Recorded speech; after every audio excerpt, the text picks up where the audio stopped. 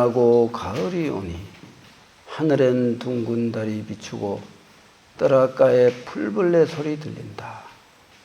이 모든 자연의 조화 속에서 그 뜻을 깨우치지 못하면 온갖 어리석음 분분이 나온다. 무명에 속박된 무지 때문에 모든 병은 여기에서 시작되고 좋고 나쁨은 다투어 나타난다. 자아에 집착된 아상 속에서 바른 견해와 뜻은 잃어버리고 끝없이 생멸하는 윤회의 길, 무엇이 우리를 행복하게 하는가? 나를 잊고 대의를 따르면 있는 그대로 평등에 들어가리. 성하면 새하고 높으면 낮은 것. 이제 고요히 자연을 보라. 만물은 본래부터 매우 고요하다. 오늘 본문의 의미를 이렇게 서시로 읊어봤습니다. 우리가 살아가는데 기준을 어디다 둘 것이냐, 이거를 생각해 봐야 됩니다. 모든 그 생활에서 기준을 어디다 두느냐에 따라서 환경은 많이 변화할 수 있습니다. 경제적으로 내가 돈을 많이 벌기 위한 목적을 둔다면은 그쪽 방향으로 갈 것이고, 도에다가 초점을 맞추면은 도의 방향으로 흐르게 되겠죠. 그런데 우리는 여기 이 태백산에 모인 뜻은 자연을 가까이 하고 자연 속에서 우리의 그 진리의 길을 찾기 위해서 모였습니다. 자연은 무언가요? 자연은 곧 도입니다. 도와 자연은 떨어져 있지 않아요. 자연을 보는 자 도를 보고, 도를 보는 자 자연을 봅니다. 우리는 자연을 통해서 우리의 길을 밝혀야 됩니다.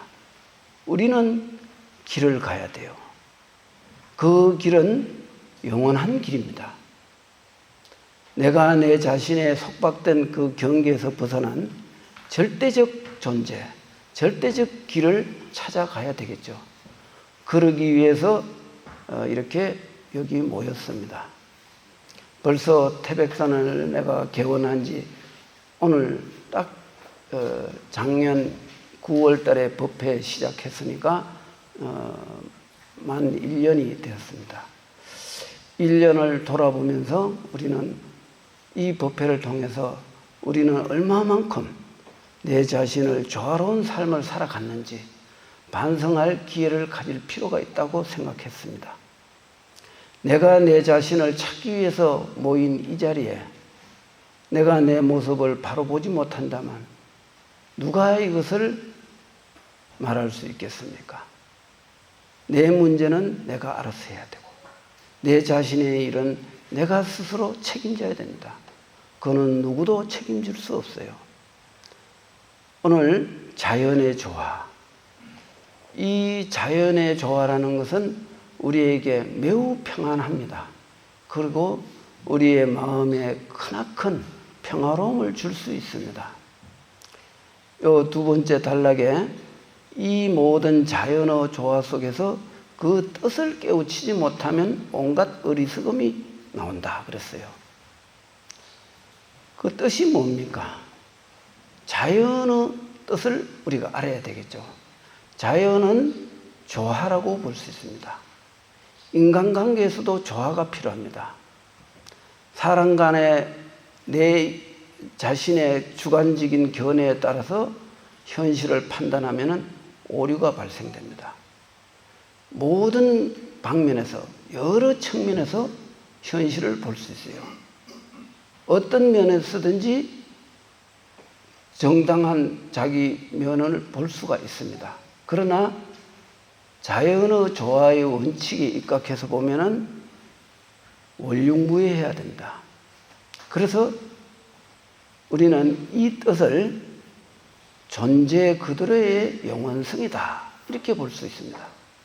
있는 그대로가 단멸을 떼고 허망한 것이 아니라 있는 그대로를 영원한 그 존재를 볼 줄 알아야 돼요.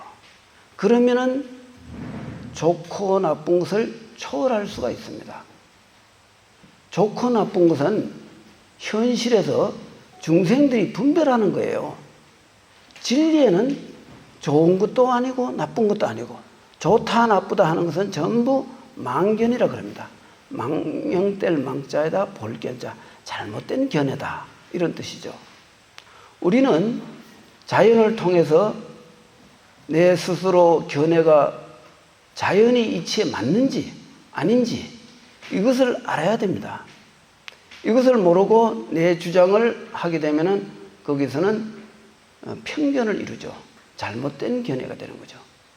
그래서 우리는 있는 그대로에서 영원성을 봐야 된다. 그 영원성은 바로 우리가 자연을 바로 보는 안목이 될 수 있습니다. 이 세상에 있는 가지가지 갈등들은 전부 자연의 조화로움의 그 뜻을 보지 못하고 경기에 따라서 나타나는 현상에 따라서 자기 주관적인 판단을 하기 때문에 온갖 시비들이 생겨나는 거예요. 우리는 그 뜻을 깨우쳐야 돼요. 그러면은 온갖 어리석음이 분분히 나오지 않습니다. 두 번째 문답이 그렇게 되어 있죠. 그 다음에 다섯 번째 문단에 무엇이 우리를 행복하게 하는가? 나를 잊고 대의를 따르면 있는 그대로 평등에 들어간다 그랬어요. 우리는 이 산에 무엇하러 왔습니까? 우리는 행복하기 위해서 왔습니다. 어떤 경우든 현실을 행복하게 하려면 어떻게 해야 되겠습니까? 현실은 어디서 행복이 오는가요? 물질이 풍요해서? 아니면 명예가 있어서? 지위가 높아서? 아니면 가족 간에 좋아서? 아니에요. 그렇지 않습니다. 우리의 행복은 조건에 의해서 주어진 행복은 조건에 의해서 사라질 수 있습니다. 조건에 의한 것은 영원하지 않습니다. 그 조건이 인간들의 망견에 의해서 생겨났거든요. 내 자신을 바로 봐야 돼요.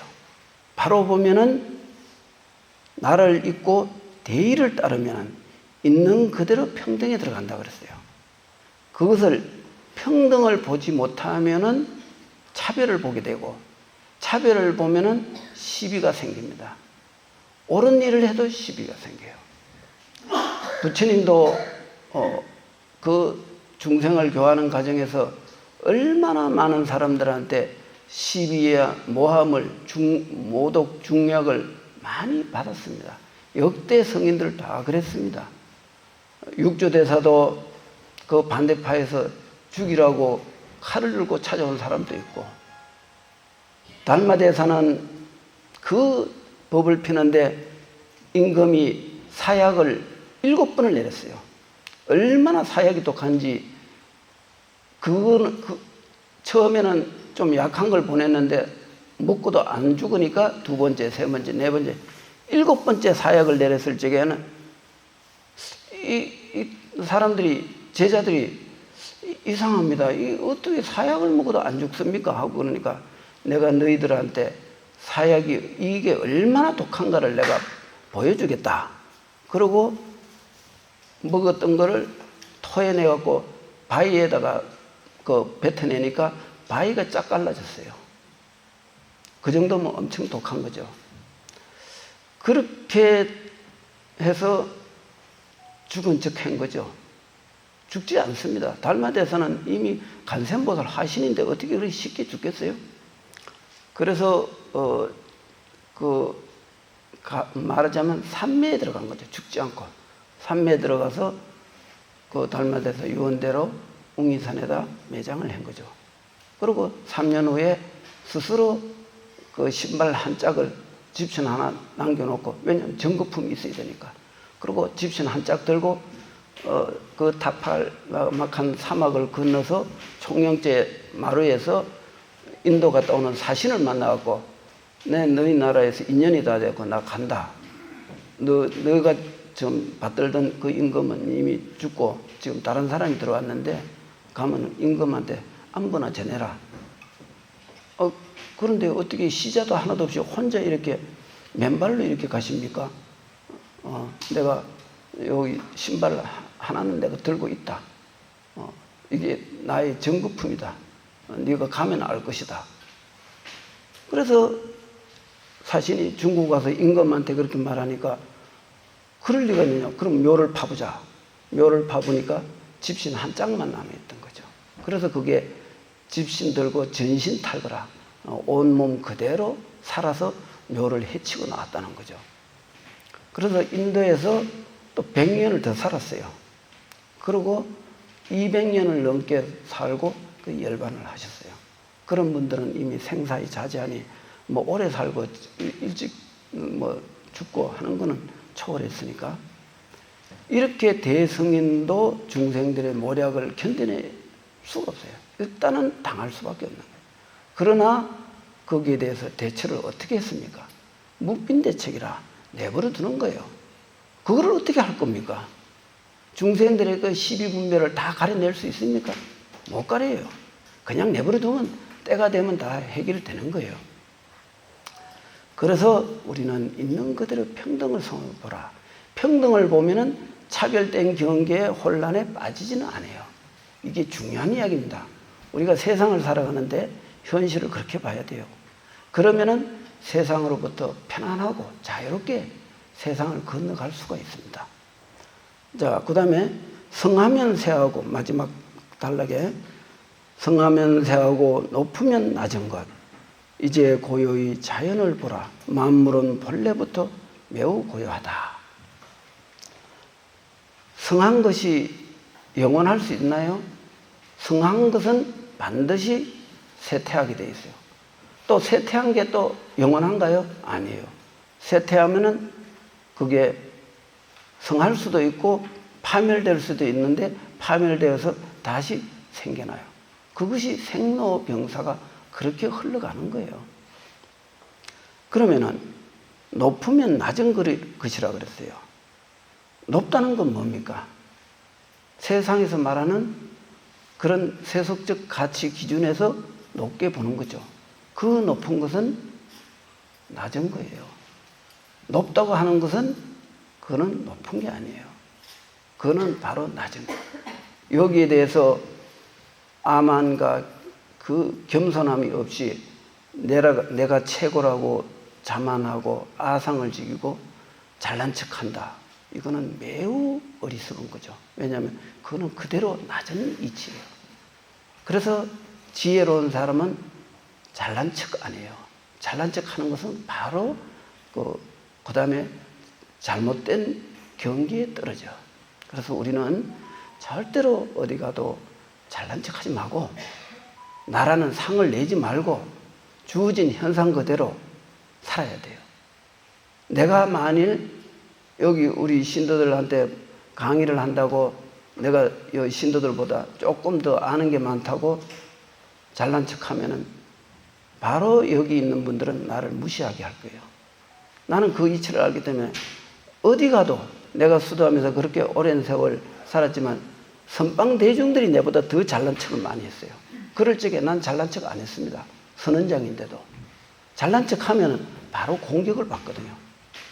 부정적으로 보는 거는 낸들 어떻게 막겠어요. 그래서 높으면 낮은 거예요. 높다고 생각하는 순간 낮아져 버린 거예요. 우리는 이 이치를 알아서 스스로 현상에서 세상을 살아가는데 겸손하게 살아가는 그 지혜를 배워야 돼요. 그게 세상을 승리적으로 승리하는 사람의 방식이에요. 절대 잘난 척하는 사람은 정치적으로든 성공 못합니다. 국회의원이, 대통령이 내가 최고라고 설치는 순간 국민들은 외면해요. 누구 덕이 됐는데 국민들이 표를 찍어줘서 되지 지가 스스로 뭐 하늘에 뚝 떨어지는 인간이 아니잖아요. 그런데 왜 잘난 척해요? 잘난 척하니까 국민들이 잘난 척하는 사람이 왜 국민의 지탄을 받느냐? 잘난 척하는 사람은 국민을 볼 줄 모른다는 뜻이에요. 국민이 어떤 마음을 갖고 나를 뭐를 해달라고 이렇게 찍어줬는지 그거를 모르고 잘난 척만 하는 거예요. 내가 대통령이니까 최고다. 모든 건 내 마음대로 하겠다. 그러는 순간 비난의 화살은 사방에서 몰려들게 돼 있어요. 우리는 높을수록 고개를 숙여야 돼요. 대통령이 되면 더 숙여야 돼요. 국민들한테 절을 하고 참여를 하고 잘못했으면 잘못했다 하고 참여를 해야 돼요. 잘난 척하면은 그때부터는 꼬꾸라지게 돼 있어요. 우리는 겸손의 미덕이 얼마나 내 인생을 승리로 이끌어 간다는 걸 명심해야 돼요. 오늘 시는 이런 뜻을 갖고 있습니다. 어떻습니까? 이 시가 좀 완성도가 높지요? 네, 그렇습니다. 자, 연불에 대한 문답편 8번째입니다. 내가 이 문답도 쭉 할 수 있는 것까지 하고 나면은 이제 그 다음에는 정토 3부경에 대해서 핵심을 내가 정리할 겁니다.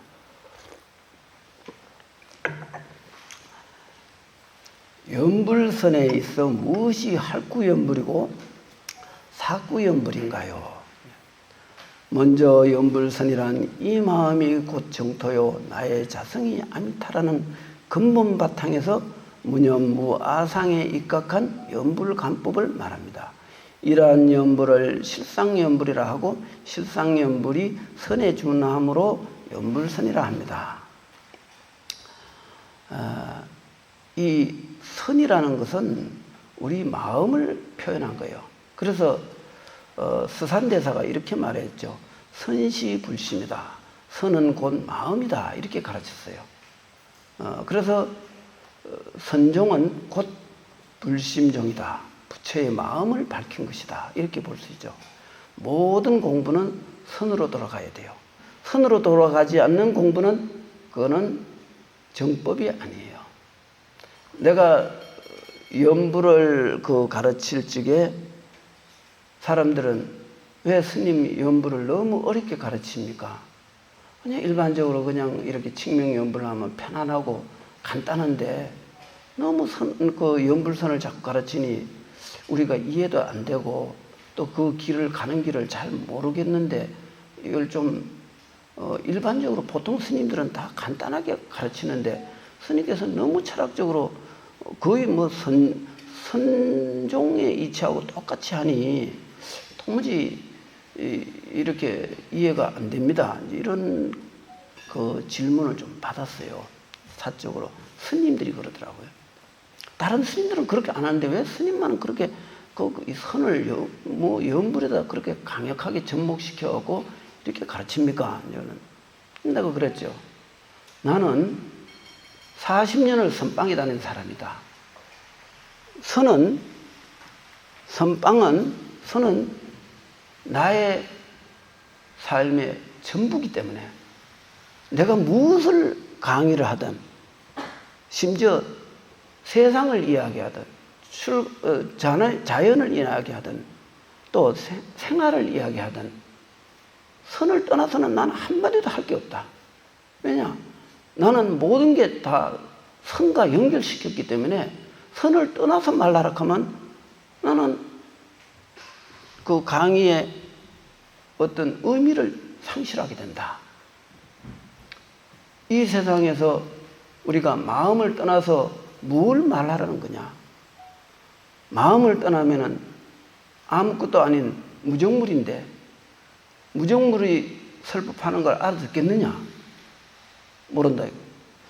그러면은 내가 말하는 거는 바로 이 존재의 실상을 말하는 것이고 그것이 선이기 때문에 내가 연불을 가르쳐도 선적인 그 종지에 부합되지 않으면은 연불이 정법이 아니기 때문에 나는 정법을 가르치는 것이지 내가 뭘 딴 걸 가르치겠느냐.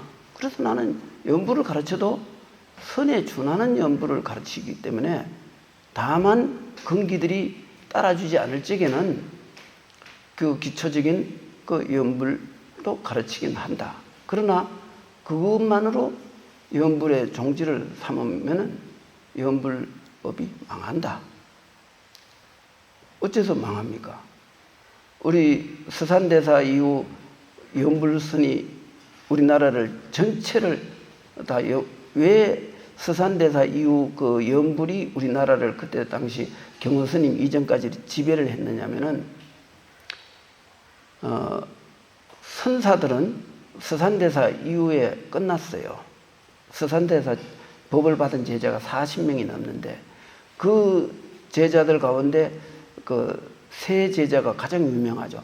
사명대사, 영규대사, 편양응기선사 이렇게 세 분이 가장 그 뛰어나고 또 뭐 청매조사라든가 뭐 아주 그 한 10대 제자들은 거의 어마어마한 도인급들인데 세상에는 알려지지 않았어요. 그런데 서산대사가 선을 가르치면서 제자들한테 근기가 안 되는 사람들을 다 연불하라고 그렇게 강조를 했어요.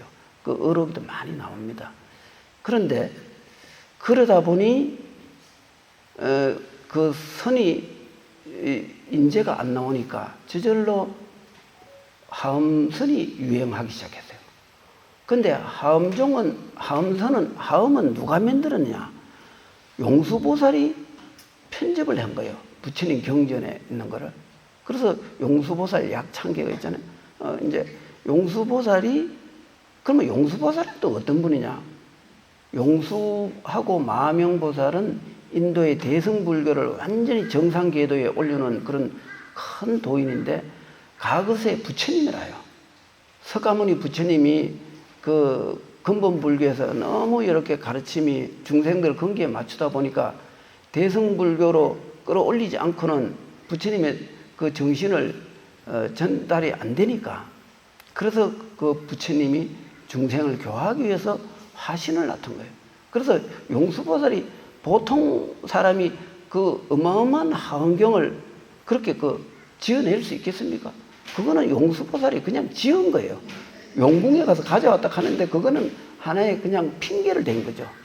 용궁에 가서 어떻게 그걸 가져옵니까? 그래서 용수보살이 하원경을 편찬했고 하원경을 수행한 사람은 무조건 다 연불을 하게 돼 있어요. 왜 그러냐? 어상대사도 중국에 가서 하원경 공부하고 와서 부석사 무량수전 아미타 부처님을 모시고 연불을 했잖아요. 흔히 그 의상대사 백화도량 반음문이 나는 간세음보살을 그 간세음보살의 아미타불을 이렇게 이마에 모시고 이렇게 항상 다니듯이 나는 간세음보살님을 이렇게 이마에 모시고 다니겠습니다 하는 백화도량 반음문이 있어요. 그거를 보고 그 의상대사가 간세음보살 연불을 했는가 이렇게 생각할 수 있어요. 그런데 나도 그렇게 생각했고 그런데 하원경을 공부한 분들은 간세음보살의 대자대비 보살도 정신을 배운 거지 공부 차원에 들어가면은 아미타불을 해야 돼요. 왜냐하면 바로 아미타불은 무량수요, 무량광이거든요. 시간과 공간을 초월한 본래 자리를 드러낸 게 아미타라는 이름이에요. 간세음보살은 관할간자에 세간, 인간세자에 소리엄자, 세간의 말을 듣는다. 세간이 무슨 말을 듣냐? 중생이 소원을 들어주고 천수천하, 천개 손과 천개 그 눈으로 중생을 살펴보고 중생의 소원을 들어준다. 이런 뜻이 간세음보살의 그 이름에 있어요. 그러면 대자대비로 중생을 구제하는 보살의 방편의 모습이 간세음보살이에요. 그렇기 때문에 간세음보살은 방편연불이 되는 거예요. 보는 연불, 근본 연불이 되려면 아미타불을 해야 돼요. 왜냐하면 우리가 언제까지나 그 세상의 모든 그 원하는 거를 간세음보살 전에 기도해갖고 소원을 이루게 해달라고 그렇게 그 갈구하고 그거는 조선시대 때 우리가 먹고 살기 어려울 때는 그렇게 할 수밖에 없어요. 당장 사느냐 죽느냐 하는 문제인데 뭐 그런 건 나쁜 걸, 더 높은 거를 뭐 생각할 수 없잖아요. 그러나 요즘 세상은 굉장히 밝아진 세상이에요. 이제는 불교도 기복성을 탈피하지 않으면 앞으로 살아남기 어렵습니다. 미래의 종교는 오늘날 각종 종교가 전부 기복하러 치닫고 있어요. 더 해요. 오히려. 근데 이거는 시대를 역행하는 거예요. 나는 앞으로 10년, 20년 후면은 기복불교는 완전히 끊어질 거다. 이렇게 보고 있어요. 지금 30대, 20대, 30대가 한 50대 정도 되면은 기복불교 안 합니다. 지금은 한 50대, 40대도 아니고 한 50대, 60대가 주류를 이루는데 앞으로는 그렇지 않습니다. 앞으로 한 20년만 지나면 기복불교로는 절 유지 못합니다. 절도 이제는 투명해야 돼요. 절대로 경제적인 거를 가지고 절을 운영하려고 하면은 절 망합니다. 절도 순수하고 다시 그 본래 불교의 그 자리로 돌아가야지. 그렇게 그 기복적인 요소를 가지고는 사람들이 안 믿죠. 아니, 합리적인 시대 아닙니까? 지금 어떤 시대인데요? 부처님 경전이 어떻게 됐습니까? 인가법이잖아요. 콩 심은 데 콩 나고 팥 심은 데 팥 나잖아요. 인가법은 명백한 거예요. 이거는 진리예요. 이거는 거부할 수가 없어요. 우리가 착한 일을 하면 선인, 선과, 악인, 악과잖아요. 착한 일을 하면 복을 받아요. 우리가 세상에 돈 많이 벌고 싶다. 그러면 착한 일을 많이 해요. 계속 남 모르게 착한 일을 많이 하면 더 많이 복을 받아요. 알게 복을 지으면 복이 별로 약해요. 왜냐하면 대접받는 그거로 복을 감해버리거든. 그런데 모르게 복을 지으면 그게 복이 전부 내 마음속에 다 쌓여요. 그러면 돈을 많이 벌 수 있어요. 사업하는 사람 운이 따라줘야 되는데 그 운이 어디서 오는가요? 복에서 오는 거예요. 복이 없는데 운이 어떻게 오나요? 그래서 우리는 돈을 많이 벌고 싶으면 그냥 여러 사람들 좋은 일을 많이 하고 착한 일 많이 하고 많이 베풀고 이렇게 하면 복이 와요. 안 올 수가 없어요. 그런데 복은 하나도 안 짓고 그냥 저래 와서 그냥 복만 달라고 그냥 액을 부끄러 하면은 그거에 복은 조금 되긴 돼요. 그거 안 되는 건 아니에요. 왜? 기도를 하잖아요. 거기서 복을 달라고 기도를 지극히 하거든. 그 집중력에 의해서 뭐가 되긴 돼요. 근데 그거는 아주 약해. 맛배기로 조금밖에 안 돼. 그거는 누가 주느냐? 부처님이 그거 주느냐? 아니에요. 부처님 그런 분이 만일 부처가 그런다면 그 부처님 편파적인 사람이죠. 누구는 복을 주고 누구는 죄를 주면 그 말이 안 되죠. 그럼 누가 주느냐? 그 부처님을 보호하는 선신들이 너무 딱해갖고 우리도 왜 지나가다 보면 너무 그 불쌍하고 딱하면 좀 동정심이 생기잖아요. 애절하게 바라니까 신장들이 좀 도와주는 게 불쌍해서 그걸 갖고 영험 입었다고 난리를 지기는데 그런 거 믿으면은 그게 정상적인 길을 못 가. 그리고 기도해갖고 한 가지 소원은 이루어진다. 한 가지 소원 지극하게 하면 되죠. 그 두 가지 소원하면 그 복력이 힘이 한 개도 지금 이루어질 동 말동인데 두 가지, 세 가지를 축원하면 그럼 뭐가 되겠어요? 그리고 스님이 축원해 주는 걸 너무 기대하지 마요. 스님은 내 여기서 뭐 별로 신도 축원, 난 토축합니다. 아까도 내 토축하는 거 들었죠?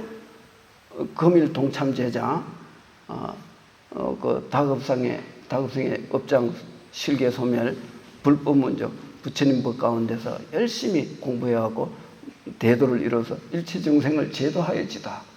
나는 여기 있는 분들이 다 부처가 되었고 빨리 이 미혹에 빠진 중생들 그 구제하고 법을 설하고 가르치고 모르는 사람한테 아는 사람 모르는 사람한테 가르쳐주고 해갖고 한 사람은 두 사람을 그 10사람을 교하고 이래갖고 불교가 일어나기를 바라는 거지.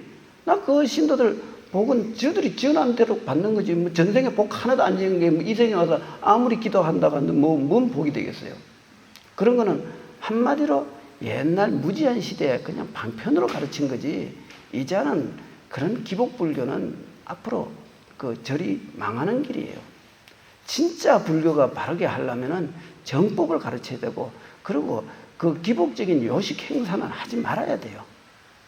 그래서 근데 그 최소한의 의식은 필요하지만은 너무 그 의식이 마치 그 옛날 제사장이 뭘 하듯이 그렇게 그 하는 것은 옳지 않다. 이렇게 보는 거죠. 그래서 우리는 적어도 내가 선을 오랜 세월, 내 평생에 19살에 선방에 들어가서 지금까지 선종을 떠나지 않았는데 내가 어찌 내 법문에는 쏙쏙들이 선이 알날이 100개 있어요. 내 강의에 선적이지 않은 건 없어요. 다만 중생들을 향해서 가르치다 보니까 조금 낮은 이야기는 좀 할 수도 있지만은 종지는 선이라고 봐야 돼요. 이제 그렇게 아시죠? 예, 그렇게 아실 겁니다. 그래서 염불도 선으로 들어가야 돼요. 염불이 선으로 들어가면은 비난을 안 받아요. 염불이 용수보살이 그 한경을 편집하면서 결국 마지막에 염불로 해양을 했잖아요. 그래서 염불종의 근원을 어디다 두느냐면 용수보살에 둬요. 용수보살을 8종의 조사라 그래요. 뭐 여러 가지 그 불교의 그 종파가 많은데 그 모든 종파가 전부 용수보살한테서 나온 거예요. 그 염불종도 용수보살이 그 염불을 체계를 세운 거죠. 이제 무량수경하고 뭐 이 정토 삼부경은 있지만은 그것만 갖고는 염불종이 서지를 않아요. 그래서 용수보살이 염불종을 세워갖고 인도에서는 그렇게 쭉 흘러다가 그 중국에 와서도 염불종이 많이 성행했지만은 가나선에 밀려갖고 이렇게 꺾였다가 다시 이제 명나라 때, 청나라 때 와서는 완전히 하도선은 사라지고 중국은 완전히 염불로 일색이 된 거죠. 그래서 지금 중국에는 가나선이 없어요. 우리나라에서 지금 역수입해야 될 정도라. 그리고 우리나라는 서산대사 이후에 하엄종이 성행하니까 하엄종은 수행 방법은 염불이에요. 하엄종은 딴 거 없어요. 그러니까 하엄종 공부하는 사람들이 수행 방법으로서 아미타불 염불을 하게 된 거죠. 그래서 그 경화 스님 때도 내가 어릴 때만 해도 그랬어요. 70년대만 해도 저 큰절에는 다 극락전이 있고 거기서는 다 염불 땅이었어요. 그래갖고 그 북치고 깽가리 치면서 염불을 하거든요. 그게 이제 그 중국의 그 염불종의 그 오조인 그 법조 스님이 오해염불, 그 염불에 가락을 넣어갖고 고저장단 뭐 이런 거를 넣어갖고 이렇게 하는 염불이 노래처럼 하는 염불이 그게 됐는데 거기서부터 그거는 왜 그러냐. 하근기들한테 노래를 하락하면 잘하잖아요. 시간이 가는 줄 모르잖아요. 그래서 염불을 가르치게 노래처럼 가르친 거예요. 그러다 보니까 이게 이제 북치고 깽가리 치면서 하니까 저게 무슨 불교 수행하고 불교 수행이 너무 노래처럼 하니까 이상하잖아요. 그래갖고 경화 스님이 선을 가르치면서 염불은 제가 그냥 하경기들한테 그냥 어쩔 수 없이 가르치는 거지. 저게 무슨 공부냐. 이래갖고 염불이 무시를 받기 시작했고 오늘날 이제 다시 또 염불이 좀 다시 이제 가나선에 그 힘이 빠지기 때문에 다시 이제 염불이 성행을 하는데 성행하려면 오해 염불로 들어가면 안 돼요. 성공 못 해요. 그래서 내가 오늘 아침에도 여기서 이제 정토 바른 수행을 했지만은 소리를 내는 게 너무 힘들어서 괴로워서 못 하겠어요. 소리를 내니까. 그리고 너무 힘들어요. 왜냐하면 평생을 이렇게 자선하는 식으로 이렇게 정진하다가 갑자기 이렇게 염불을 소리내서 하려니까 너무 힘들어갖고 내가 체력이 딸려서 못하겠더라고요. 그래서 한 15분 정도 염불 좀 소리내고는 나머지 45분은 아침 6시부터 이제 5시부터 시작해갖고 6시부터 이제 그 염불 정진을 15분 하고 45분은 앉아 이제 자선 형식으로 염불을 한 거죠. 그래서 이렇게 해보니까 너무 편안하고 너무 좋은 거예요. 그래서 결국은 선도 염불선으로 가야 여러 다른 종파들로부터 비난을 안 받게 된다. 뭐 하근기 공부다, 뭐 외도다 이런 말을 안 듣는 거예요. 그래서 염불도 이제는 선적인 품격을 갖춰야지 그렇게 낮은 차원에만 가르치면 이 불교의 인재들이 안 들어와요.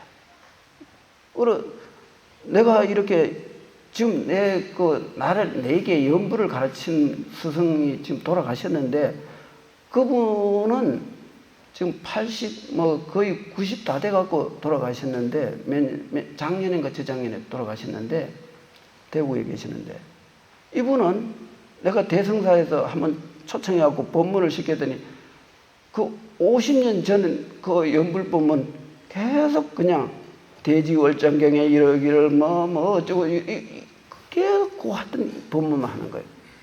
근데 그 스님을 따라온 신도가 내가 연불선의 요체라는 그 지금 나온 책 말고 고전에 짧은 책을 하나 쓴 걸 그걸 딱 보여줬더니 그 신도가 그걸 보고는 스님 여기 저 대성사 주의 스님이 이 연불 가르친 게 훨씬 더 스님 가르친 것보다 더 뛰어난 것 같아요.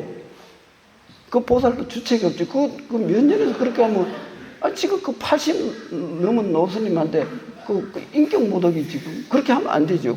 그 주책 없이 여자들이 그렇게 하고. 그래갖고 내가 얼마나 입장이 불편한지 아주 곤란하게 만들어갖고. 그건 이제 스스로 다 아는 건데 그걸 굳이 이야기하고 이러는데.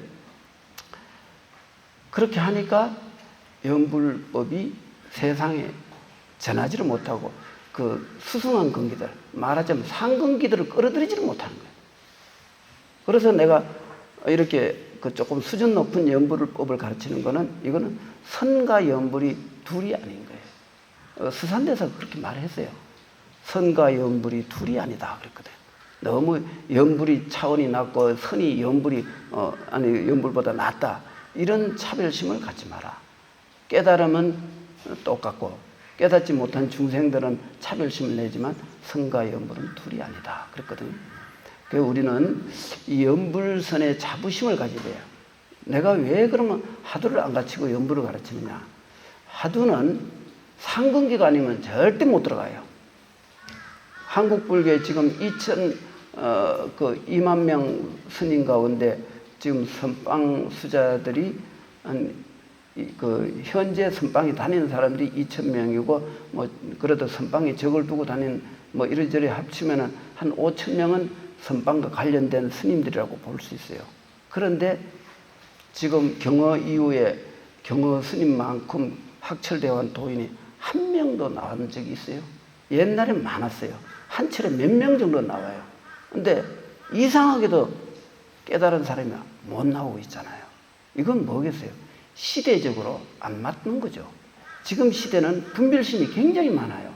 이렇게 분별심이 많은 시대는 하두는 지혜를 우선하고 선정을 뒤로 해요. 그러니까 해를 먼저 하더라도 선의 후정이거든. 해를 먼저 하고 정을 뒤로 했기 때문에 이게 순서가 안 맞아요. 개정의 산막은 동시적으로 닦아야지 차별적인 것이 아닌데 해에다 너무 지나치게 집중하다 보니까 사람들이 굉장히 날카로워져갖고 그 선방에서 석 달 결제할 적에 해제 한 보름 전쯤이면 굉장히 날카로워서 말도 못 붙여요. 말 붙였다가 하면 박살나요. 스님들이 고도히 날카로워져갖고 말도 못 붙이는 거예요. 이거는 공부가 잘못된 거죠. 공부는 마음이 시작하고 하는 것이지 마음이 그렇게 들떠 있는데 무슨 공부가 되겠어요? 절대 도인 안 나와요. 그런 방식이 공부가 처음부터 방식이 잘못된 거예요. 개정의 산막을 철저하게 가르쳐야 돼요. 정의 없이 지혜를 개발한다. 그건 가짜 지혜예요. 그거는 지식에 불과한 거예요. 지식은 육체가 없어지면 몽땅 사라져요. 그건 다음 생까지 가져가지도 못해. 이 생에 대강사로서 소문이 그렇게 나도 그 사람이 술 먹고 이렇게 좀 탁하게 살았다. 다음 생에 바보가 돼요. 그럼 전생에 대학자가 그 지식 아무 짝도 써먹었어요. 죽은 다음에 말짱한이래요. 그럼 죽은 다음에 가져가는 건 뭘 가져가느냐? 마음 닦은 것만. 마음을 닦은 자만 그 식이 맑아져요. 맑아져서 죽을 때까지 정신을 없이 그냥 치매가 걸려고 오락가락하는 이런 상태로 다음 생에 태어나갖고 훌륭한 사람 되기는 어렵죠. 근데 우리나라에 지금 큰 스님들 가운데 갈 때에 영 불행하게 가는 사람 많아요. 그거는 깊이 반성해야 돼요. 정말 그런 상황이 오면 빨리 스스로 해결해야 돼. 그 진행된 다음에는 주체가 안 되잖아요.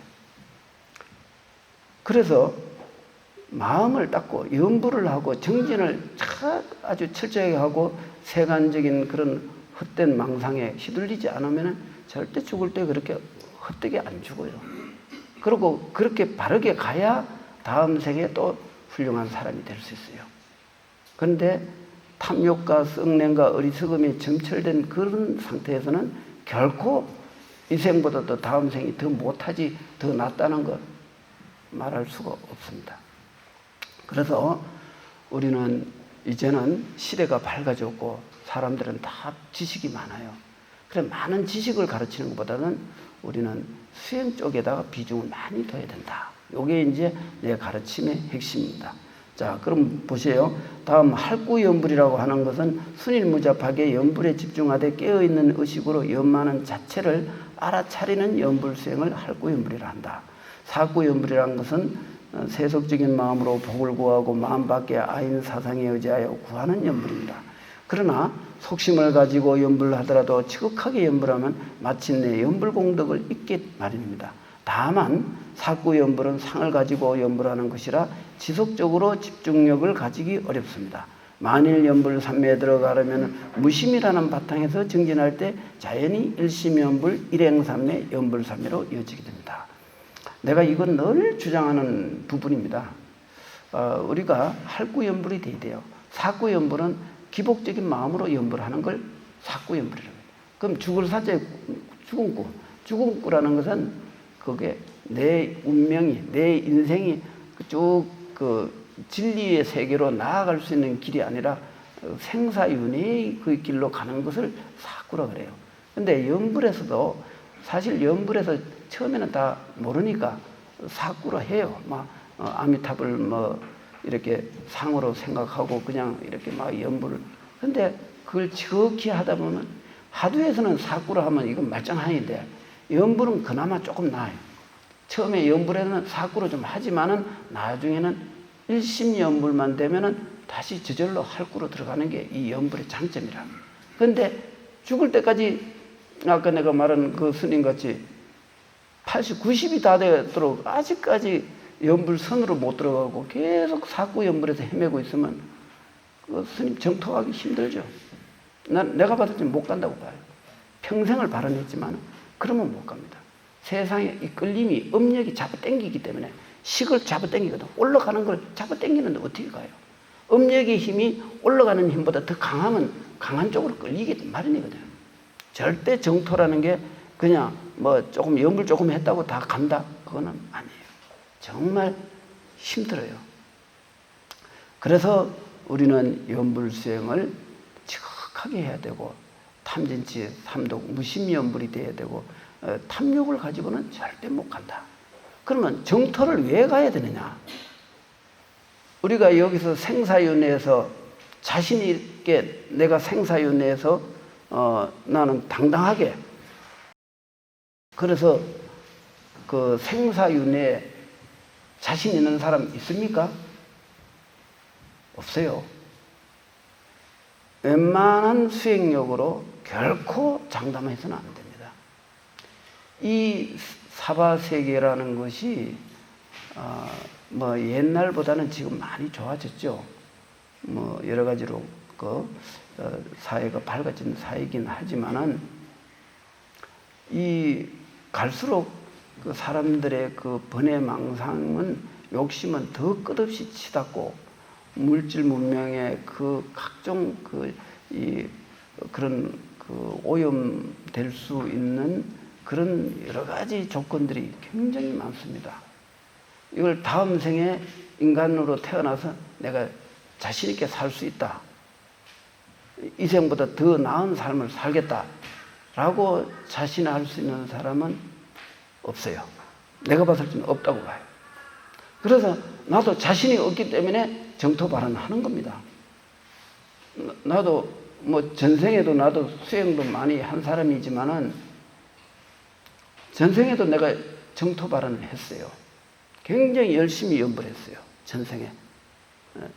그렇지만은 이 생에 내가 태어나서 얼마나 지금 70이 다 돼 가는데 아직까지 이 생사에 내 윤회 자신 없어요. 열심히 닦아야 돼. 죽을 때까지 나는 빈틈없이 살아야 돼. 욕심도 버리고 탐욕도 버리고 모든 걸 다 버리고 오로지 수행 하나에 내 전심 전력을 기울여도 지금 들뚱말뚱해요. 이게 간단한 문제가 아닙니다. 왜 그러냐면은 나는 책을 좀 봤잖아요. 이 중국이나 우리나라의 그 큰 스님들이 돌아가셔갖고 인간으로 환생을 다 합니다. 하고 전생보다 다 못해요. 요 근래 큰 스님들 다 태어났어요. 처음에 태어날 적에는 대단합니다. 한 10살 이전까지는 대단히 뛰어나요. 지금 성철 스님도 태어났고 다 알아요. 저 몇몇 아는 사람 다 알아요. 그런데 한 16, 17, 18 되면 사춘기가 오잖아요. 이 전생에 도력이 있다 해도 이 육체가 이제 어린 아이가 태어나서 한 15, 16, 17, 18 이때 사춘기 때는 이 신체가 발동을 하는 거예요. 세상에 대한 호기심과 또 어린 여자아이들 얼마나 희망이 많아요. 나 앞으로 시집 좋은 데 가갖고 정말 잘 살 거야. 그런 꿈을 갖고 있고, 남자아이들은 내 어쨌든 돈 많이 벌어갖고 내가 출세해갖고 좋은 학교 가갖고 어떻게 해갖고 뭘 하겠다. 그런 야망과 그 세속에 대한 욕망들이 걷잡을 수 없을 정도로 가요. 요즘 애들 무서운 거예요. 걔들 잘못 건드리면 큰일 나요. 그러면 이렇게 무지막지한 그게 신체가 이 남자고 여자고 젊었을 적에는 이 기능이 막 활성화가 돼갖고 이거를 제어를 못해요. 도인도 그게 제어가 안 돼요, 잘. 전생에 도인인데 육체를 받아서 깨치기 전에는 맹 또 중생심을 갖고 사니까 마음대로 안 되는 거예요. 저 달라이라마 가르치는 스승이 있어요. 아주 유명한 분이에요. 그분이 자기가 죽기 전에 나는 어디에 태어난다. 그리고 다 꿈에 보여줬고, 그리고 스페인 어느 지역에 태어났어요. 그 신도집에 태어났어요. 그것까지는 전생의 수행력으로 다 아는 거예요. 내가 어느 집에 어느 가정에서 이렇게 태어나니까 태어나서 내가 다시 달라이라마 후계자가 되겠다. 이렇게 원을 세우고 갔어요. 그래갖고 그 림포체 그 전생 확인을 검증하는 있어요. 뭐 전생에 쓰던 염주, 단주, 뭐 주장자, 뭐 여러 가지 쓰는 뭐 심지어 시계라든가 뭐 이런 거, 이게 네가 전생에 쓰던 거냐 안 쓰냐 이거 다 확인하고 이건 내 거다, 이거는 아니다, 다 알아내요. 그 확인됐어요. 전생에 그 달라이라마 스승이란 거. 그런데 그래서 달라이라마가 그거를 불러갖고 아예 거기서 제왕 교육을 시키기 시작한 거예요. 왜냐하면 거기 티벳은 임금이 법왕이고 그 성가의 최고 종정이고 지도자니까. 그 제왕 수업을 가르치기 위해서 몇 년을 가르쳤는데 17살인가 18살 때 나 포기한다. 나 달라이라마 수업 못하겠다. 나는 결혼해서 나 그냥 아들, 딸 놓고 잘 살고 싶다. 그랬어요. 그 포기된 거예요. 전생에 달라이라마 스승이 포기했어요. 그냥 그대로 수업 받으면 달라이라마 못지않은 그런 스승 또 후계자가 되었고 세계 불교 지도자가 되고, 지금 달라이라마가 지금 로마 교황청의 교황보다도 인기가 더 높아요. 지금 유럽에 달라이라마 갔다 가면 난리가 나요. 미국에서 가면 막 융단을 깔아줘요. 비행장에서 내리면. 그렇게 부처 대접을 받는데, 사실상 불교계 전체에 우리나라 종정 어디 가면 여기 오면 누가 쳐다보겠어요? 그런데 달라이라마는 저 기독교 국가든 뭐 이슬람 국가든 가면은 완전 부처 대접을 받아요. 그렇게 세계적으로 존경을 받고, 그분은 그만한 대접을 받을 만큼 인품이 뛰어난 거예요. 절대 교만함이 없어요. 아주 겸손하죠. 그런데 그분의 지도를, 특별 지도를 받으면 어떻게 되겠어요? 그 얼마나 좋은 자리예요. 생사윤회를 끊을 절호의 기회 아니에요? 그런데 포기를 했어요. 왜? 젊은 애들이 일어나는 욕정을 감당을 못한 거예요. 17, 18살 때 애들 잘못 관리하면 큰일 납니다. 나가서 못된 짓 한다니까. 그렇게 인간의 육체를 가지게 되면은 이 육체에 의한 발동되는 업력의 작용, 그 업의 기운이 감당을 하기 어려운 거예요.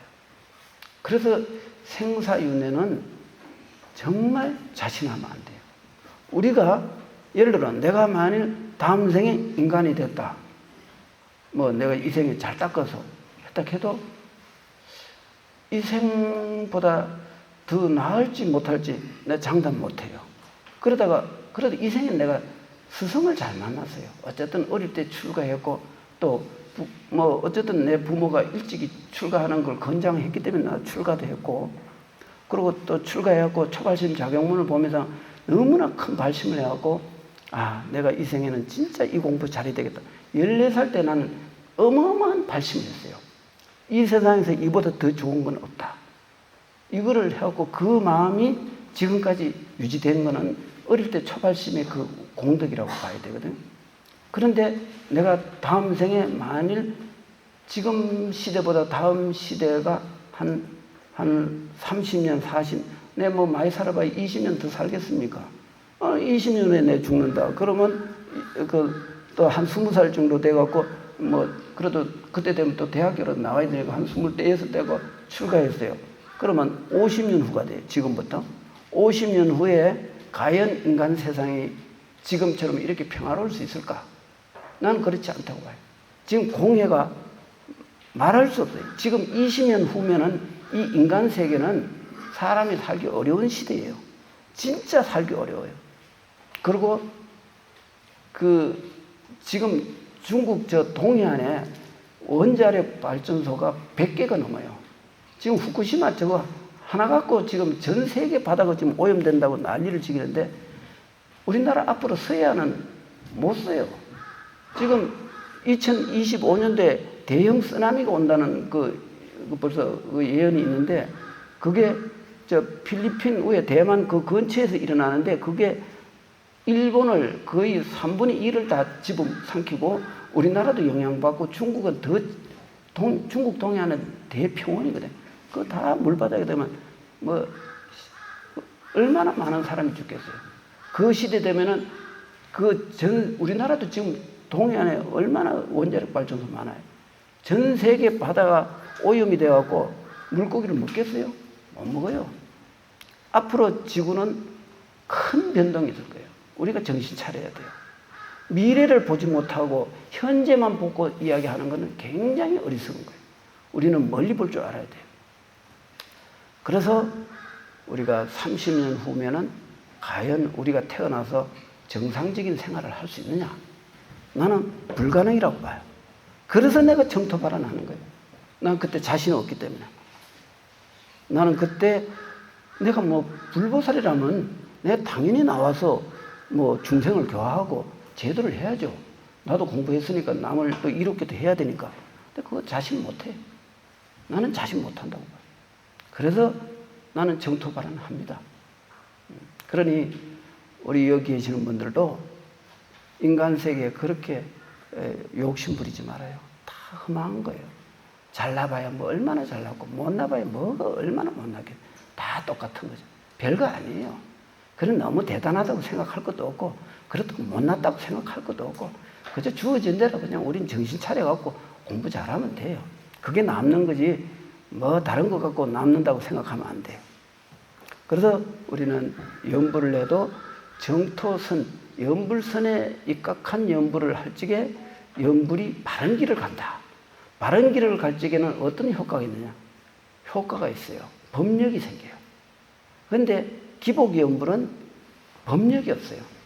그거는 아주 야트막한 이익 앞에서 당장 오늘 내가 밥 한 그릇 맛있는 걸 먹어야 되는데 어떻게 이게 되려나? 이런 차원이라면 그 뭐 별거 있어요.